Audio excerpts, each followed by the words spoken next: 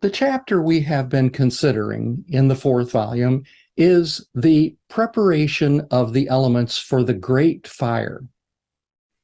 The pastor speaks of how the nations are assembled, quote, in common interest and activity, no longer isolated as in previous centuries.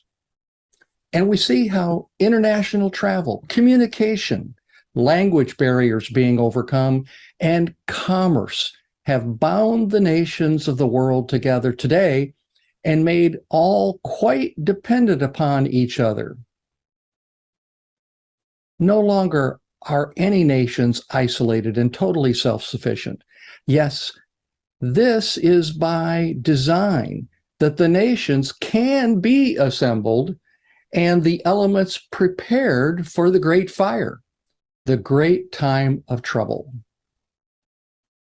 Zephaniah 3:8.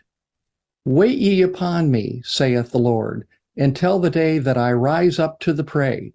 For my determination is to gather the nations, that I may assemble the kingdoms, to pour upon them mine indignation, even all my fierce anger, for all the earth shall be devoured by the fire of my jealousy. Pastor Russell then concluded that even though the nations are assembled in common interest and activity, they are not united in brotherly love, for selfishness marks every step of this progress.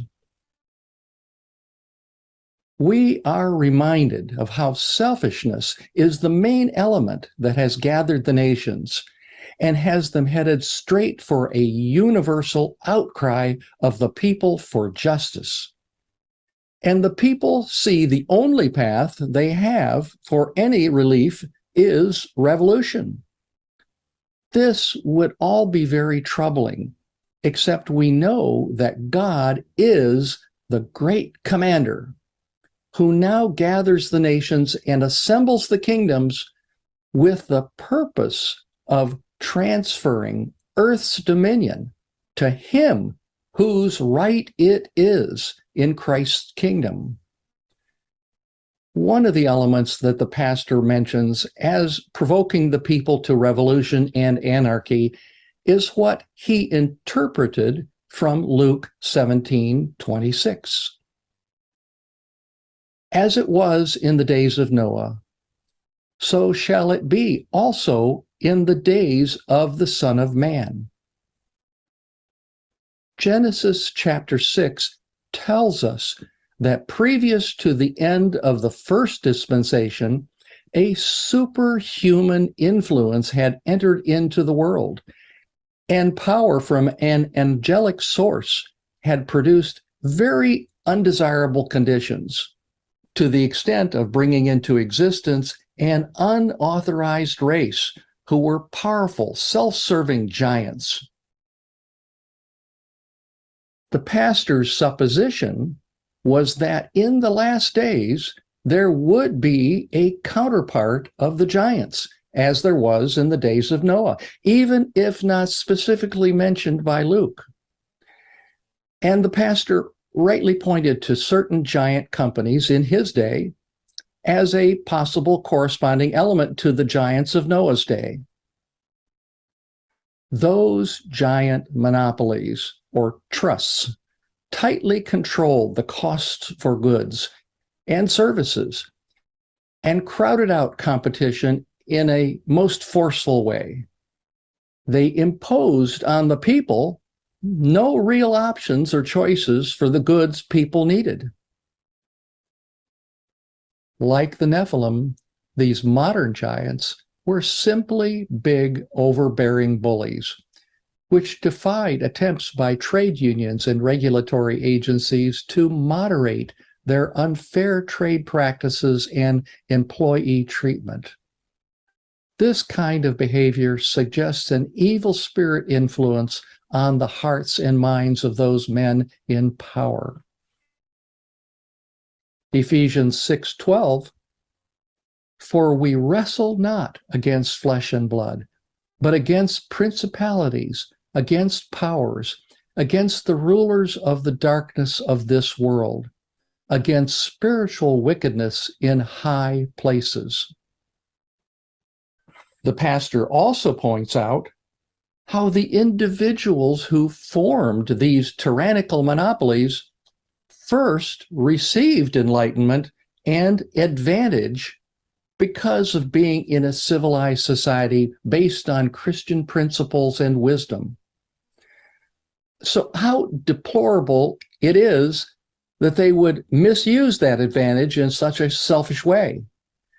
But the behavior fits the picture of the Nephilim in Noah's time, a hybrid product of the far superior angels mixing with humans, corresponding to today's hybrid giants being begotten by Christian enlightenment, acting in combination with the selfish hearts of fallen men. Examples of the big trusts in the late 1800s were the steel and rail industries, ruled by Rockefeller and Carnegie, and banking systems owned by J.P. Morgan.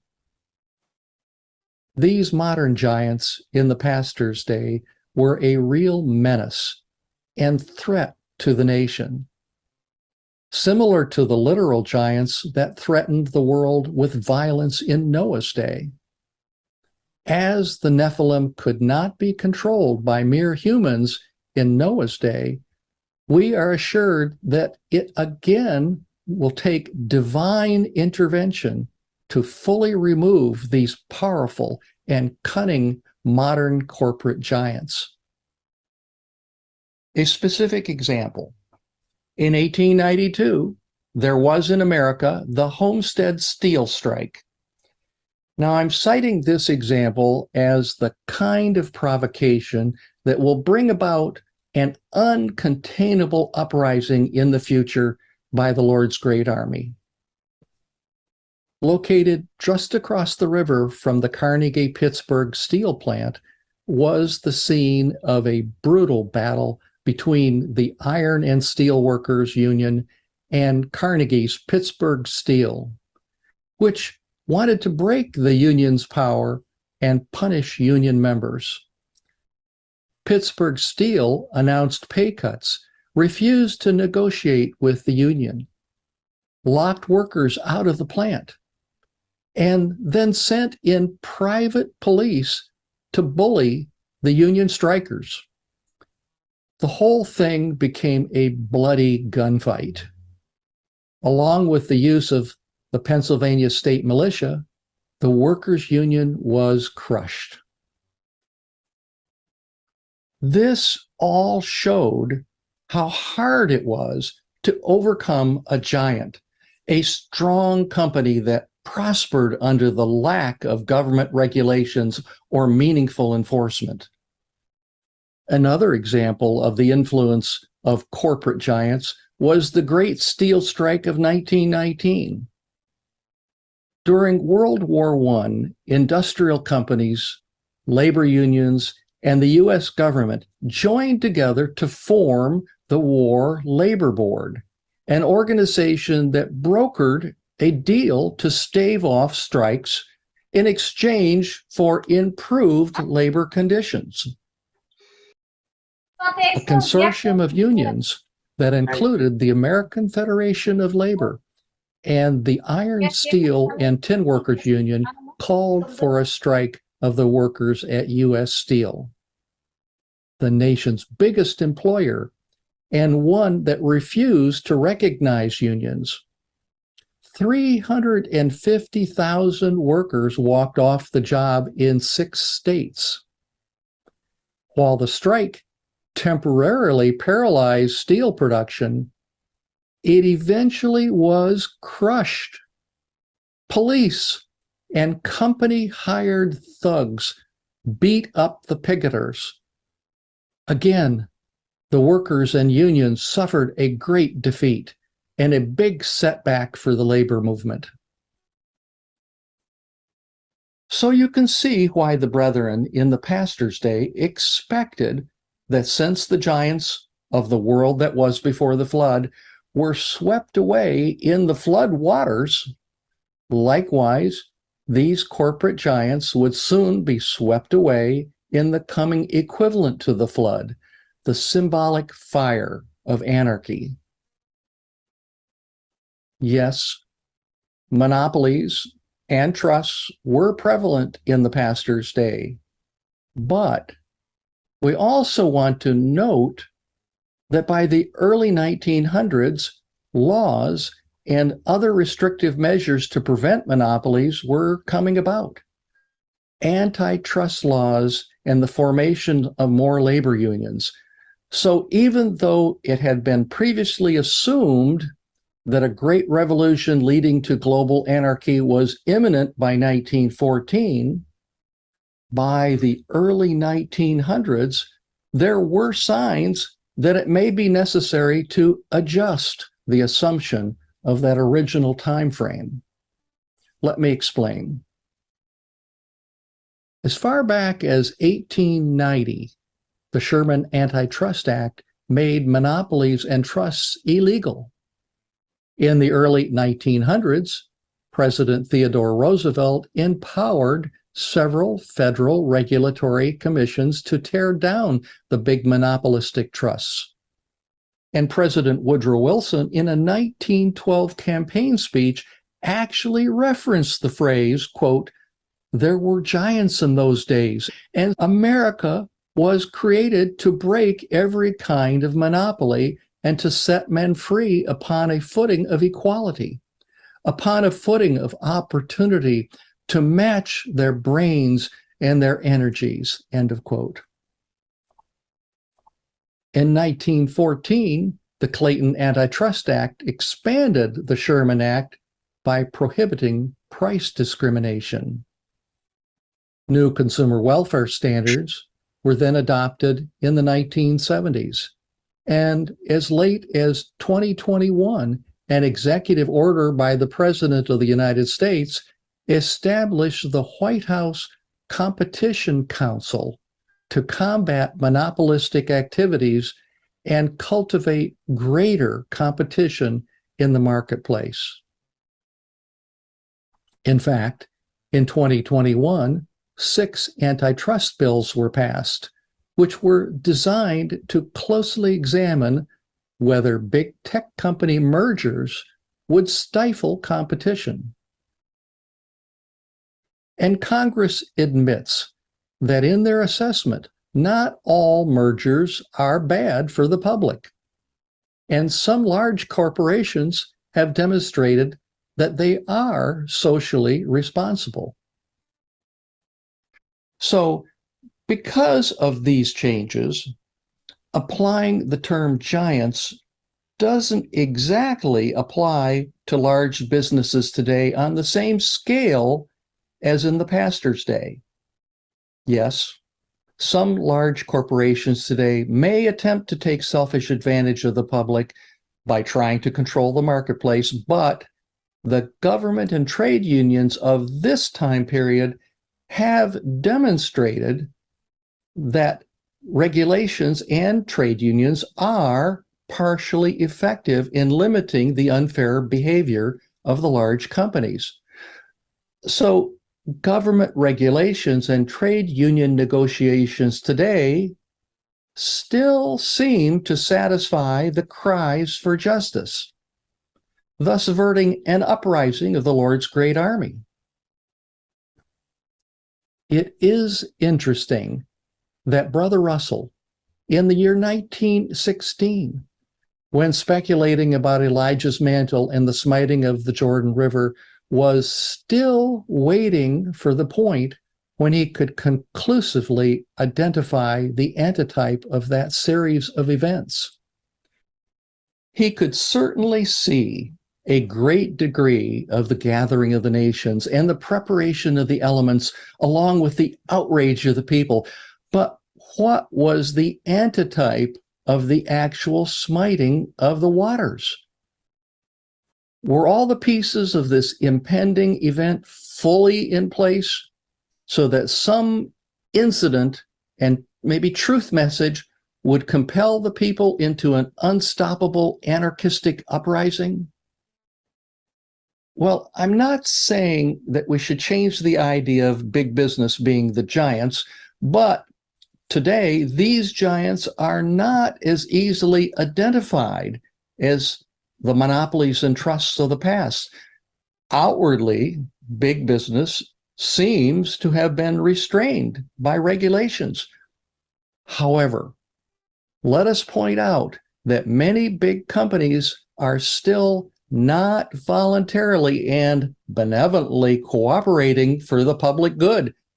They still have tremendous power and selfish influence in politics, government, and social media. For example, in 2021, Congress set laws in place to force the CEOs of Amazon, Apple, Facebook, and Google to be more transparent in business practices.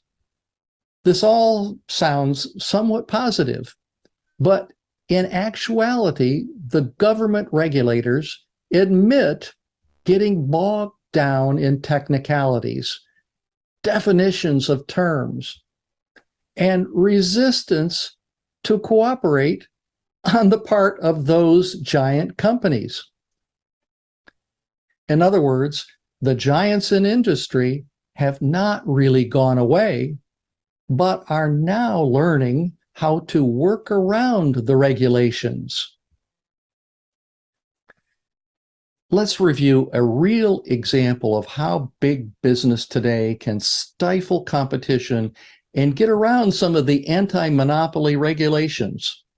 In 2009, Amazon launched a price war against a competitor called diapers.com, something over which Amazon was willing to lose $200 million on their own diaper sales in a single month, with the ultimate goal to force the smaller competitor to sell out to Amazon.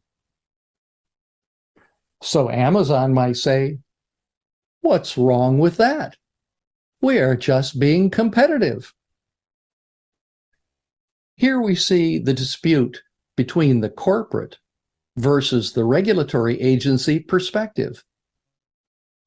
The original intention of the law was to keep companies from using unfair business practices. But from the selfish position of the giants, it is simply fair competition.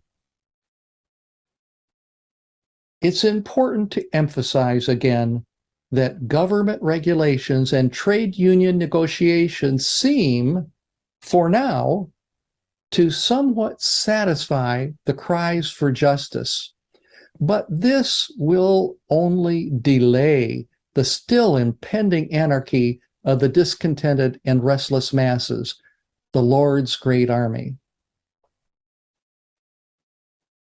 In addition to big business, another kind of giant has arisen today in the financial sector. Bankers, stock market speculators, hedge fund operators, and so forth. This new kind of giant, unlike the giants of the earlier years, produce nothing, contribute nothing to society as a whole. They don't make steel. They don't construct buildings. They don't weave cloth. They don't run grocery stores. They just manipulate the financial systems,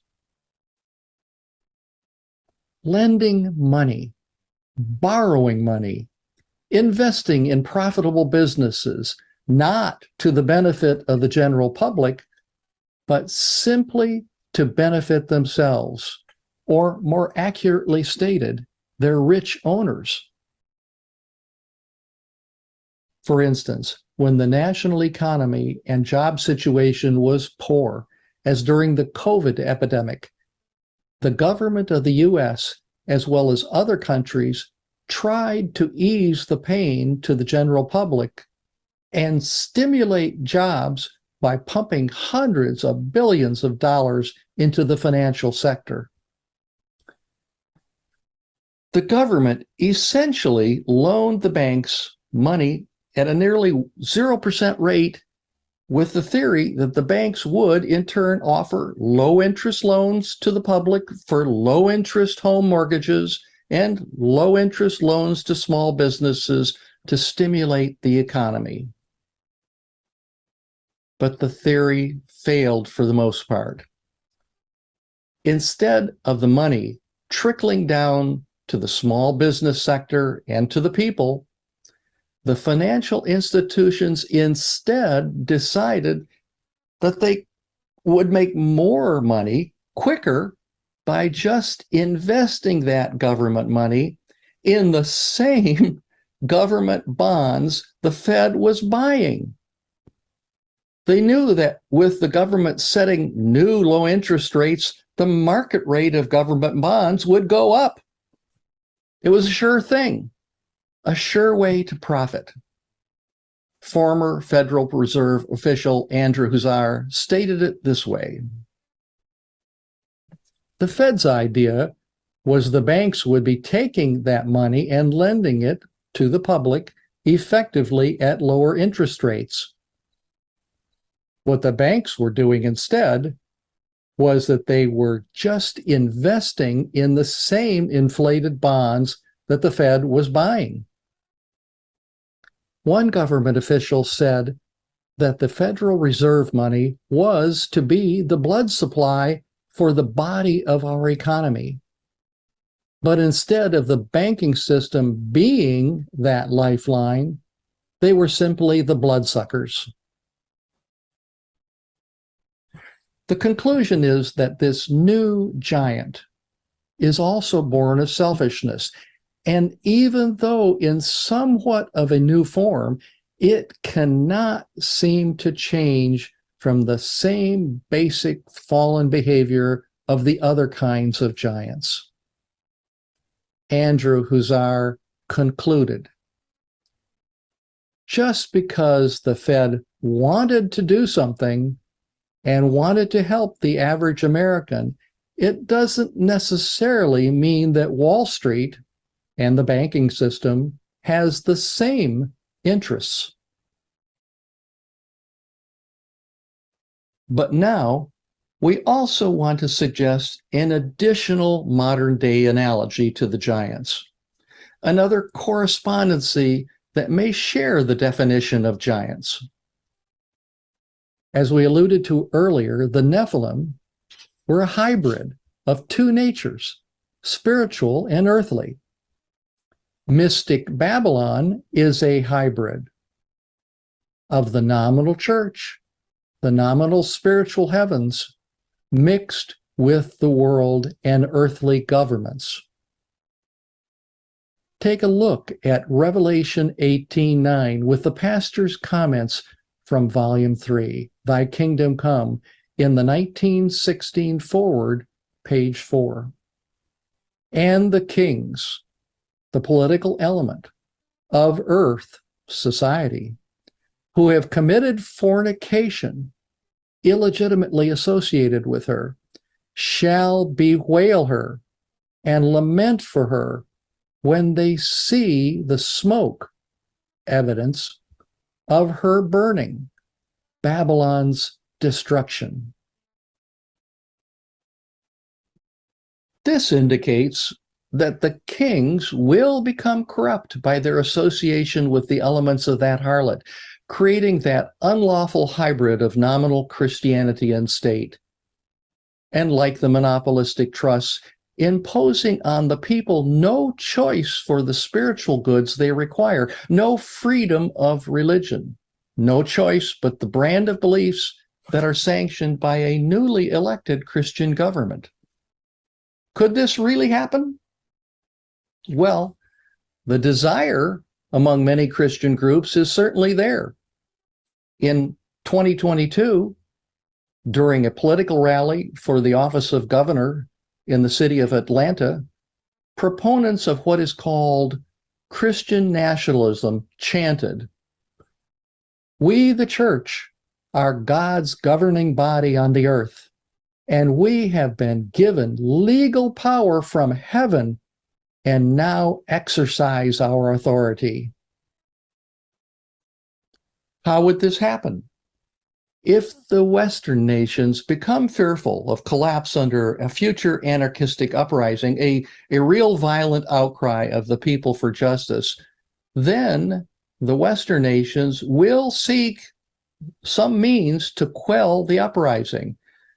And they will most likely look to the so-called Christian political element that will claim they can help stabilize the social element because they claim they have considerable influence over the people. So in this scenario, the government would avert a revolt and get stability, and in turn, the conservative Christian element would be given considerable control in the government. Then that controlling party would enact laws to favor their particular Christian views, citing national security as their justification to prohibit the promotion of any ideas that they would deem as a threat to the stability of the nation.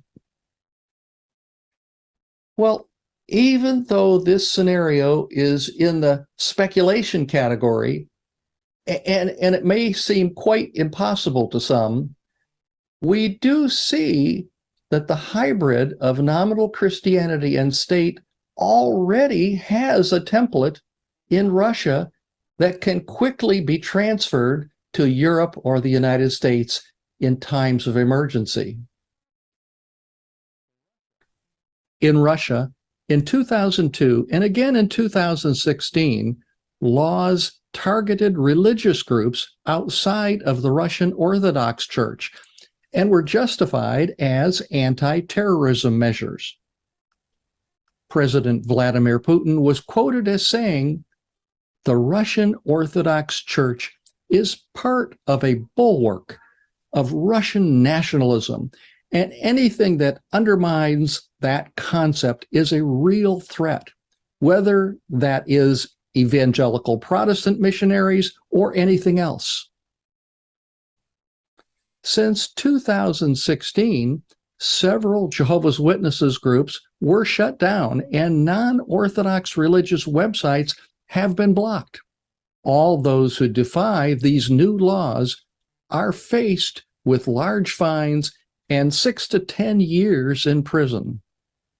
Jehovah's Witnesses, Mormons, Seventh-day Adventists, and so forth have been labeled as extremist, a threat to public order and public security. Evangelization in any manner is prohibited, including email. The new laws make it illegal to preach, proselytize, or hand out religious materials outside of specially designated places, or even to have religious gatherings in people's homes, terming these as gatherings of extremists. The final conclusion of this old order on the earth will be in the same manner as it was with the world that was of Noah's day. That world overflowed with literal water to destroy the evil influence on the earth. A deluge of another sort is about to overwhelm the tyrannical, political, social, financial, and religious institutions of this present time. The shackles of ignorance will be broken and dispelled by the increasing water of truth from our returned Lord. Sufficient light to compel even reasoning minds today to take even violent action to throw off all injustice. Eventually, under the administration of our Lord and the Church, the light from our returned Lord will fill the hearts of all those who desire and appreciate truth and justice. Habakkuk 2:14, "For the earth shall be filled with the knowledge of the glory of the Lord, as the waters cover the sea." This is the amen to our lesson. the refuge of lies and evil finally being swept away by the waters of truth. We have spoken about what will happen as the old order on this earth goes down. But we have not spoken yet as to our role in all of this. We should be cautious that all of these chaotic events do not cause fear, which would prompt us to be caught up in the world's struggle. This would be a serious distraction from our real mission as consecrated saints. Remember that Noah, even withstanding ridicule, kept preaching and kept building that ark. Noah had faith in God's words, even though there had never been rain before that time. The analogy for us now is that even though some predicted events may sound unreasonable to many, we should put our trust in the prophetic illustrations in the Bible and the pastor's predictions, rather than in the disinformation swirling around from nominal Christianity. A good guideline to follow is to rule out any prophetic suggestions coming from the nominal churches and internet evangelists. What has been suggested to their minds is most often from the great deceiver. From James 1:12 in the English Standard Version, "Blessed is the man who remains steadfast under trial, for when he has stood the test, he will receive the crown of life that the Lord has promised." Brethren, may the Lord bless us all in the months and years ahead, that we be not deceived.